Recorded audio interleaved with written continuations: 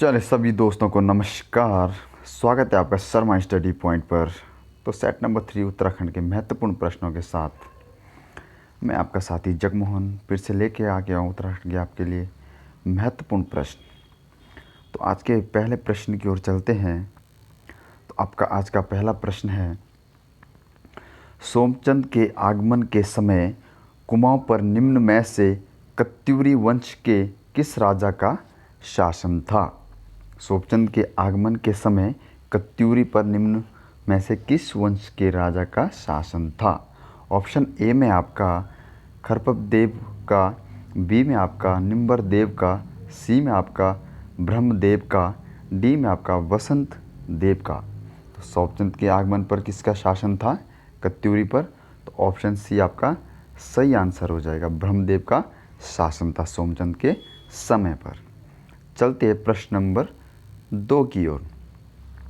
प्रश्न नंबर 2 में आपका निम्नलिखित में से किस चंदवंशीय राजा को कुमाऊं का मोहम्मद बिन तुगलक कहा जाता है? ऑप्शन ए में आपका ज्ञानचंद, बी में आपके देवीचंद, सी में आपका लक्ष्मीचंद, डी में आपका भारतीचंद। तो किस चंद राजा को कुमाऊं का मोहम्मद तुगलक कहा जाता है? तो आपका सही आंसर हो जाएगा ऑप्शन बी, देवीचंद को कुमाऊं का मोहम्मद बिन तुगलक कहा जाता है। तो देवीचंद आपका सही आंसर हो जाएगा। प्रश्न नंबर 3 में आपके उत्तराखंड क्रांति दल के संदर्भ में क्या सही नहीं है? उत्तराखंड क्रांति दल के संदर्भ में क्या सही नहीं है? ऑप्शन ए में आपके इसके प्रथम अध्यक्ष गोविंद बल्लभ पंत थे, बी में आपका इसका गठन 24-25 जुलाई 1979 को हुआ था, सी में आपके इसका मुख्य उद्देश्य 8 पर्वतीय जिलों को मिलाकर अलग राज्य की स्थापना करना था, ऑप्शन डी में आपका 1987 को उत्तराखंड क्रांति दल का विभाजन हो गया। तो उत्तराखंड क्रांति संदर्भ सही कौन सा नहीं है? ऑप्शन ए आपका सही नहीं हो जाएगा। 3 का इसके प्रथम अध्यक्ष गोविंद बल्लभ पंत नहीं थे, तो ये आपका सही आंसर हो जाएगा। इसका प्रथम अध्यक्ष कौन थे? देवीदत्त पंत। गोविंद बल्लभ पंत की जगह कौन सा आएगा? देवीदत्त पंत। और इसकी स्थापना आपका हो जाएगी 24-25 जुलाई 1979 की इसकी स्थापना हुई थी। 8 पर्वतीय जिलों को मिलाकर अलग राज्य बनाने की स्थापना करना था। 1987 को उत्तराखंड क्रांति दल का विभाजन हो गया था। तो आपका इसमें से जो सही नहीं है आपका ऑप्शन ए हो जाएगा। प्रश्न नंबर 4 में है आपके सुदर्शन शाह के काल में रचित ग्रंथ तथा उनके लेखकों के संदर्भ में सूची 1 को सूची 2 से सम्मिलित कीजिए। रचना और रचनाकार। ऑप्शन ए में आपके रचना है आपकी गोरखबाणी,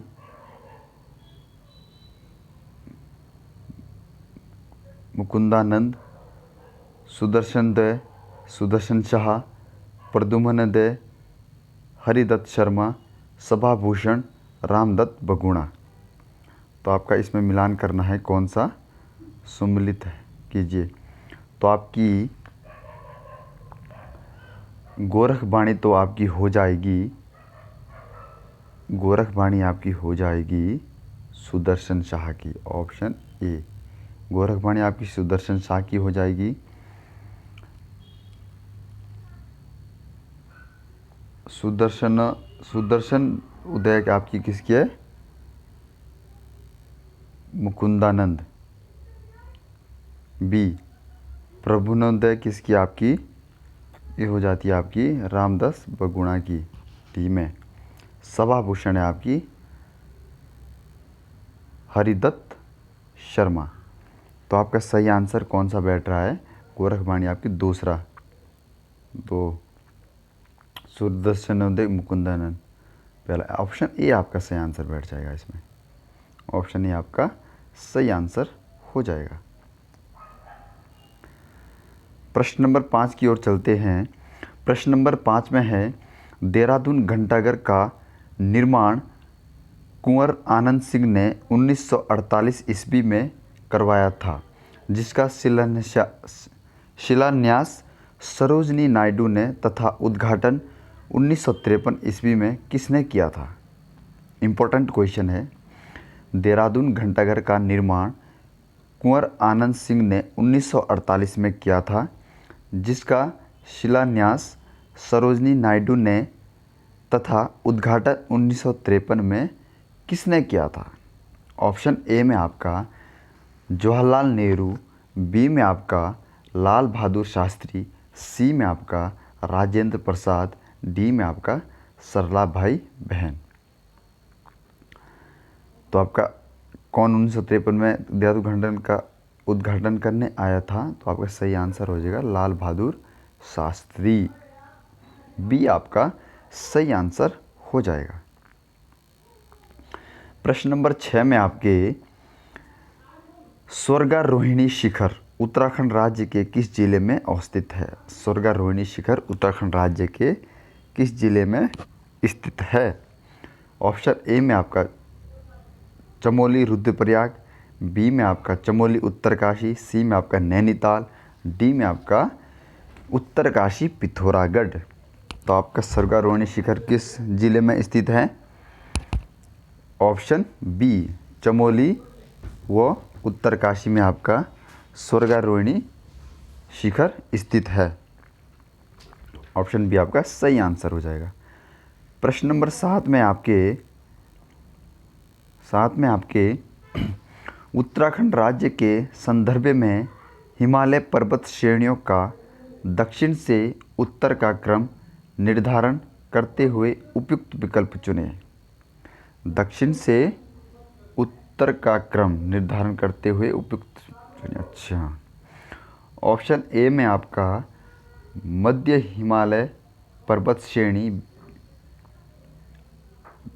पहले में आपका मध्य हिमालय पर्वत श्रेणी, दूसरे में आपका ट्रांस हिमालय पर्वत श्रेणी, तीसरे में आपका शिवालिक श्रेणी, चौथे में आपका महा हिमालय पर्वत श्रेणी।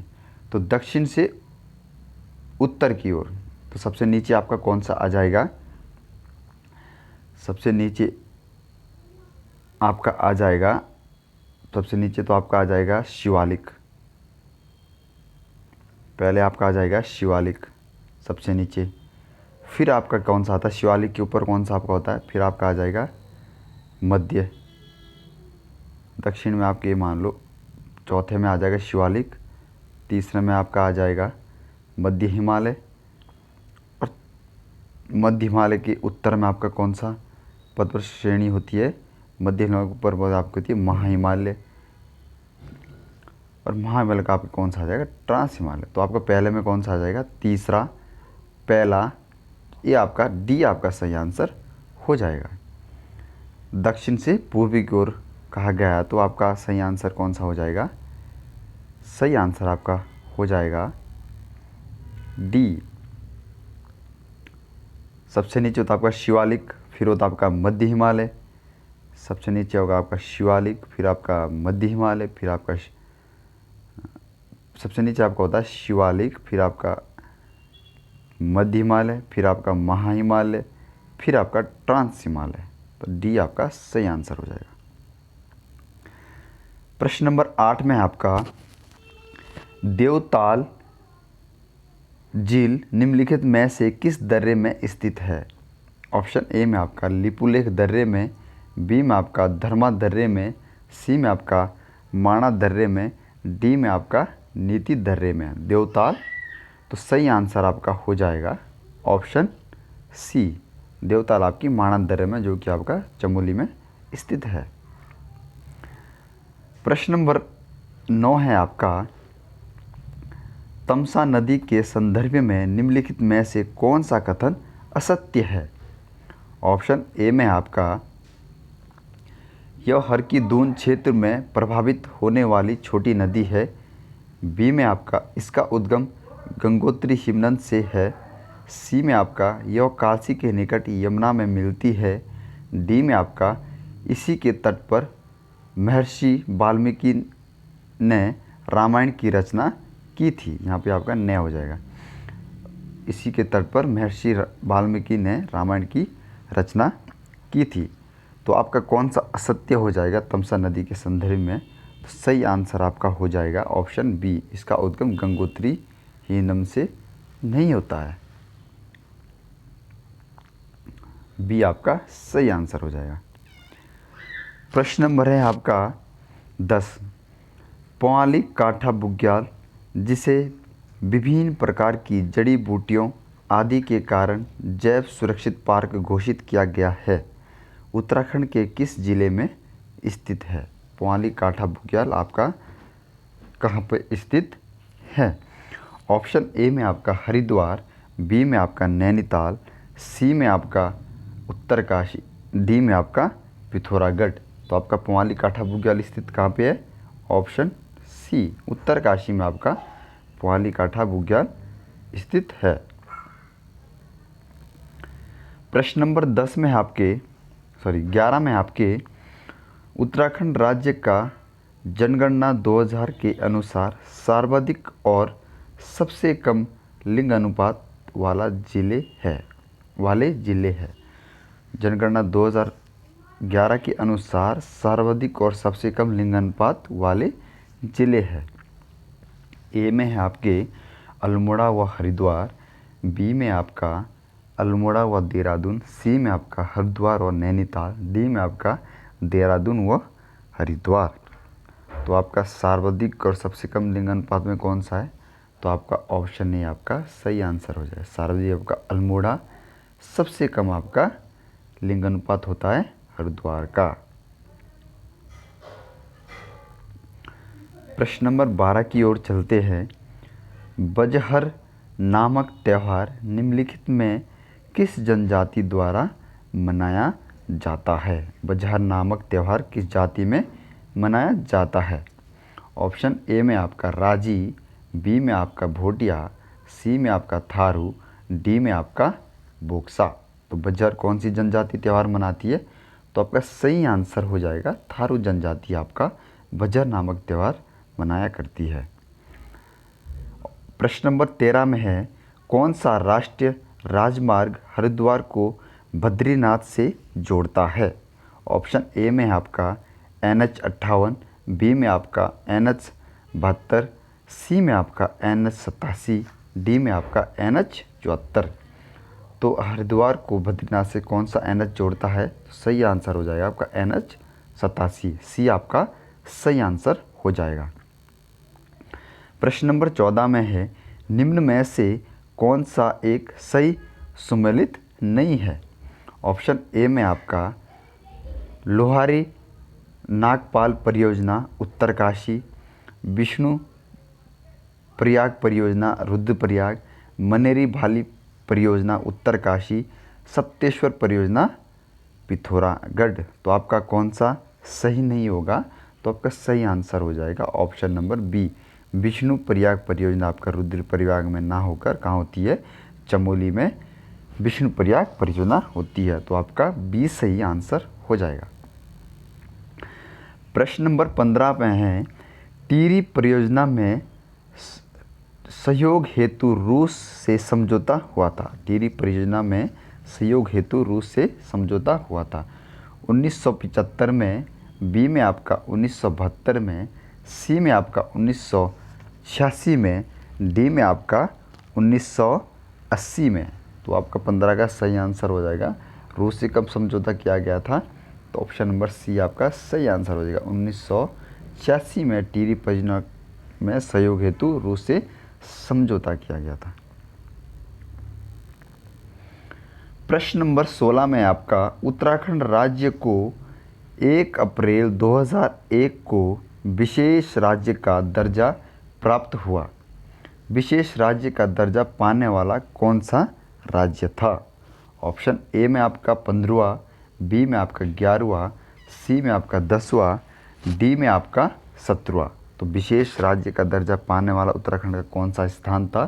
तो आपका बी आंसर सही हो जाएगा। 11वां स्थान उत्तराखंड का विशेष राज्य का दर्जा था। बी आपका सही आंसर हो जाएगा। प्रश्न नंबर 17 है, राज्य निर्माण आंदोलन के सामान्य आंदोलनकारी को प्रति माह पेंशन दिया जाता है। ऑप्शन ए में आपका 5,000 रुपये, बी में आपका 6,000 रुपये, सी में आपका 7,000 रुपये, डी में आपका 8,000 रुपये। तो आपका राज्य निर्माण आंदोलन के सामान्य आंदोलनकारियों को प्रतिमाह कितना पेंशन दिया जाता है? तो आपका सही आंसर हो जाएगा 5,000 रुपये। ऑप्शन ए आपका सही आंसर हो जाएगा। प्रश्न नंबर 18 में आपका निम्नलिखित में से कब उत्तराखंड राज्य को खुले में शौच मुक्त घोषित किया गया? ऑप्शन ए है सन 2015 में, बी में आपका सन 2018 में, सी में आपका सन 2017 में, डी में आपका सन 2019 में। तो उत्तराखंड राज्य को खुले में शौच मुक्त कब किया गया था? ऑप्शन ए आपका सही आंसर हो जाएगा, सन 2015 में। तो सही आंसर ए। प्रश्न नंबर 19 में आपका उत्तराखंड राज्य में राज्य शैक्षणिक अनुसंधान एवं प्रशिक्षण परिषद की स्थापना कब और कहाँ की गई? इम्पोर्टेंट क्वेश्चन है। राज्य प्रशिक्षण अनुसंधान एवं प्रशिक्षण परिषद की स्थापना कब और कहाँ की गई? ऑप्शन ए में है 2005 संथाली में, बी में आपका 2002 नरेंद्र नगर में, सी में आपका 2008 श्रीनगर में, डी में आपका 2004 काशीपुर में। तो कब की गई थी स्थापना? तो ऑप्शन ए बी आपका सही आंसर हो जाएगा, 2002 में नरेंद्र नगर में। तो सही आंसर बी। प्रश्न नंबर 20 में आपका रुड़की विश्वविद्यालय को निम्नलिखित में से कब विश्वविद्यालय का दर्जा प्राप्त किया गया? ऑप्शन ए में आपका 1948 ईस्वी को, बी में आपका 1949 ईस्वी को, सी में आपका 1956 ईस्वी को, डी में आपका 1957 ईस्वी को। तो कब विश्वविद्यालय का दर्जा रुड़की विश्वविद्यालय को दिया गया था? ऑप्शन बी 1949 को आपको विश्वविद्यालय का दर्जा दिया गया था। प्रश्न नंबर 21 में है, वेदमाला निम्न में से किसकी रचना है? ऑप्शन ए हरिराम दसमाना, यहाँ धौ होना था, धौ बड़ा वाला धौ, मिस्टेक हो गया, धौ आ गया। हरिराम दसमाना, बी में आपका भजन सिंह भजन, सी में आपका सत्यनारायण रतूड़ी, डी में आपका दामोदर दास थपलियाल। तो वेदमाला किसकी रचना है? तो आपका सही आंसर होएगा हरिराम दसमाना। वेदमाला आपकी हरिराम दसमाना की रचना है। प्रश्न नंबर 22 में है, 1960 में स्थापित जीबी पंत कृषि एवं प्रौद्योगिक विश्वविद्यालय के प्रथम कुलपति निम्नलिखित में से कौन था? 1960 में स्थापित गोविंद बल्लभ पंत विश्वविद्यालय के प्रथम कुलपति कौन थे? ऑप्शन ए में आपका doctor Kenneth Anthony Parker Stevenson, B में आपका रॉबर्ट जेम्स पार्कर, सी में आपका डॉक्टर कुलदीप जोशी, डी में आपका इनमें से कोई नहीं। तो जीबी पंत कृषि प्रौद्योगिक विश्वविद्यालय के प्रथम कुलपति कौन थे?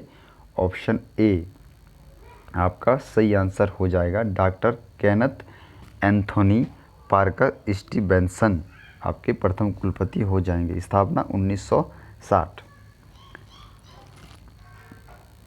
प्रश्न नंबर 23, उदय शंकर नृत्य एवं नाट्य अकादमी कहाँ स्थित है? ऑप्शन ए में आपका नैनीताल, बी में आपका अल्मोड़ा, सी में आपका श्रीनगर, डी में आपका देहरादून।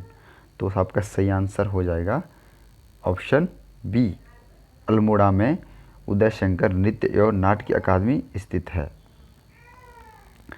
प्रश्न नंबर 24, लाल बहादुर शास्त्री राष्ट्रीय प्रशासनिक अकादमी स्थित है। ऑप्शन ए में आपका दिल्ली में, बी में आपका नैनीताल, सी में आपका मंसूरी, डी में आपका हल्द्वानी। तो सही आंसर क्या हो जाएगा आपका? डॉक्टर लाल बहादुर शास्त्री अकादमी प्रशासनिक अकादमी कहाँ पे है? मंसूरी में। स्थापना आपकी 1 सितंबर 1959 को आपकी स्थापना की गई थी। इसकी लाल बहादुर शास्त्री अकादमी की स्थापना हुई थी मंसूरी में 1 सितंबर 1959 को। प्रश्न नंबर 25 में है आपका, आयरन पंथ को और किस नाम से जाना जाता है? ऑप्शन ए में आपका अल्मोड़ा की बेटी, बी में आपका कुमाऊं की रानी, सी में आपका पाकिस्तान की बहू, डी में आपका ए और सी दोनों। तो आयरन पंथ को और किस नाम से जाना जाता है? आपका सही आंसर हो जाएगा ऑप्शन नंबर डी, ए और सी, अल्मोड़ा की बेटी और पाकिस्तान की बहू। अल्मोड़ा की रहने वाली थी, इन्होंने पाकिस्तान में शादी की थी, तो इसलिए इन्हें अल्मोड़ा की बेटी और पाकिस्तान की बहू कहा जाता है। तो धन्यवाद साथियों, आज के लिए इतने ही प्रश्न। आपको सेशन अच्छा लगे तो प्लीज़ चैनल को सब्सक्राइब करें, लाइक एंड कमेंट्स ज़रूर करें। धन्यवाद।